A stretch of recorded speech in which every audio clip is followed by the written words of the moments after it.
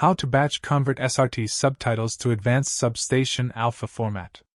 To begin, I have 10 subtitles that are in SRT format, and I want to convert all of them to advanced substation alpha format at once. In Subtitle Edit, go to Tools and select Batch Convert. Now click on this 3 dots button and choose the files you want to convert. You can filter open subtitles here. Next, you can choose whether you want the result subtitles to be in source folder or another folder. I want to save them in another folder, so I choose the second option, and you can click on this 3 dots button to choose the output folder. Next, set the output format which you want subtitles to be converted to that format. Here I use Advanced Substation Alpha.